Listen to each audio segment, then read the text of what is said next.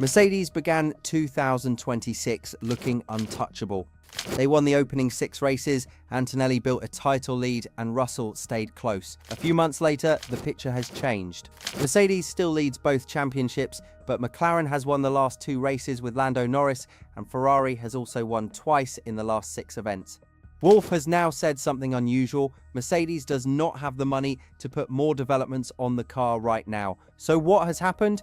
Is Mercedes genuinely running out of room under the budget cap? Have McLaren and Ferrari simply developed better? Or is Wolff trying to lower expectations before the title fight gets even tighter? The truth is probably somewhere between all three. Zandvoort made the warning signs hard to ignore. Norris won by more than 11 seconds from Antonelli, while Russell was third. Mercedes had some pace on the medium tyre early on, Wolff admitted, but McLaren became stronger as the race developed. Wolff said Mercedes needed to understand why it wasn't on our side. Mercedes has not suddenly become slow, McLaren simply had better race pace when the tyres aged. Now you might be wondering, why does that matter more than one race result? Norris also won in Hungary before the summer break. McLaren brought upgrades to both of the last 2 events, and both ended with a Norris victory. That does not prove it will win every race, but it makes McLaren the car to chase right now. As Alex Brundle said, if that form continues into Monza and beyond, Mercedes has a problem.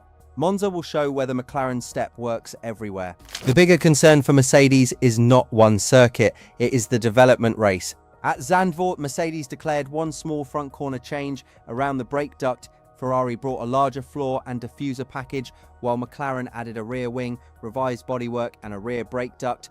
Exact gains are not public, but Ferrari and McLaren are regularly bringing parts, while Mercedes has had only small revisions since its major Canadian package. That is the part Wolff is worried about. After Zandvoort, Wolff said, "We haven't got the money to put developments on the car.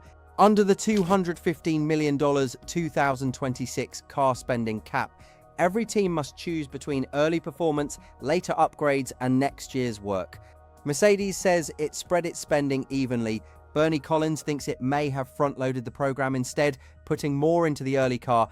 That helped Mercedes win the first 6 races, but a slower upgrade schedule could leave it defending while rivals learn and improve. That is why Collins said it will be interesting to see whether Mercedes can hold on. Wolff does not agree that Mercedes simply spent too much too early. He pointed to the organization's size and infrastructure and said reliability failures cost Mercedes between 50 and 100 points, his estimate, not an independent calculation. The team did lose results in Montreal, Barcelona and Silverstone. Antonelli still leads Russell and Hamilton by 59 points. Norris is 83 back, and Mercedes leads Ferrari by 87 points and McLaren by 162 in the Constructors' Championship. Those are healthy gaps. So why is everyone talking as if Mercedes is in trouble? In Formula 1, 2 or 3 tenths can change several grid positions, and through tyre life, a whole race. Wolff says a top team upgrade can be worth at least a couple of tenths.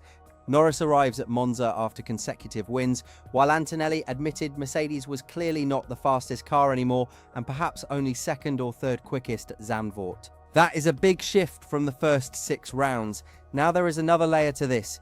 Andrea Stella does not entirely believe Wolff's money argument. When Wolff's comments were put to the McLaren team principal, Stella said, "I would like to believe you, but I actually don't believe you." His view is that Mercedes will have more development in the pipeline than it is admitting publicly. Stella pointed to a separate $3 million cost cap reporting allowance connected to the 2027 power unit rule changes. He believes Mercedes could use that flexibility if it truly needed to get new parts onto the car. But here is the important nuance. That does not prove Mercedes is hiding a big package. It is Stella's opinion from a rival team boss.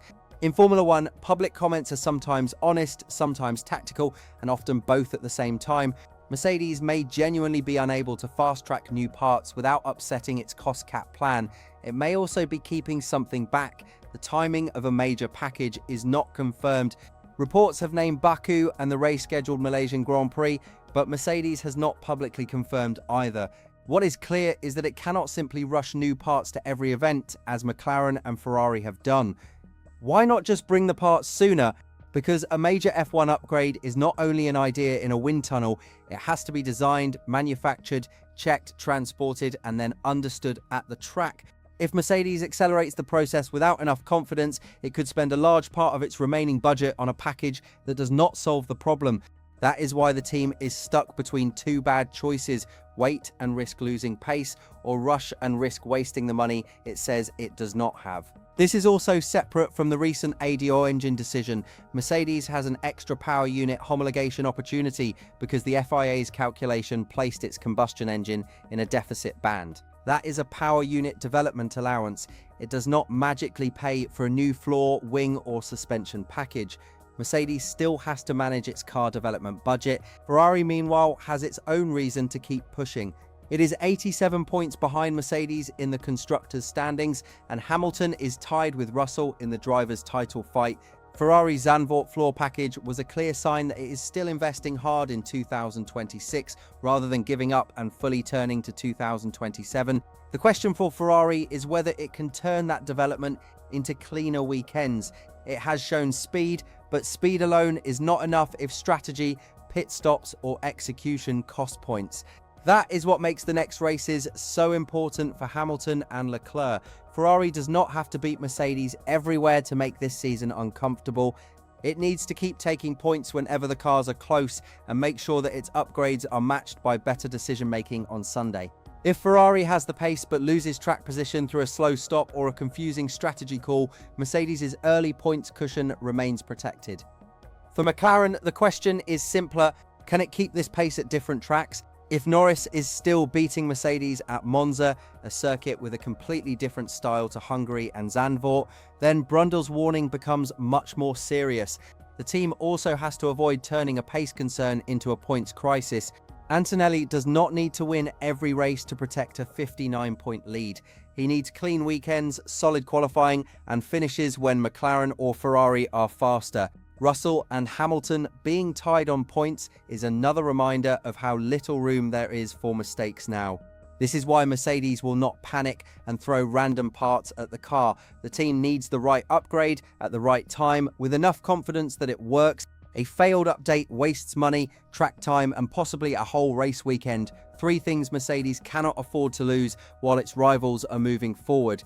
The other protection Mercedes has is that not every remaining circuit will suit McLaren in the same way. That is why Monza matters so much. If Mercedes is competitive there, the title picture stays balanced. If McLaren is still clearly quicker at a low downforce, high-speed circuit, then the concern becomes much bigger. It would suggest McLaren's improvement is not tied to one style of track, and Mercedes would have less time to wait for its own answer. The development war is now real. McLaren has momentum, Ferrari is still bringing parts. Mercedes has admitted it cannot react as quickly as it would like, and the next few races will show whether Mercedes in the investment was smart planning or whether it has left itself with too little to fight back. The team has time and points on its side, but its rivals now have the faster development rhythm.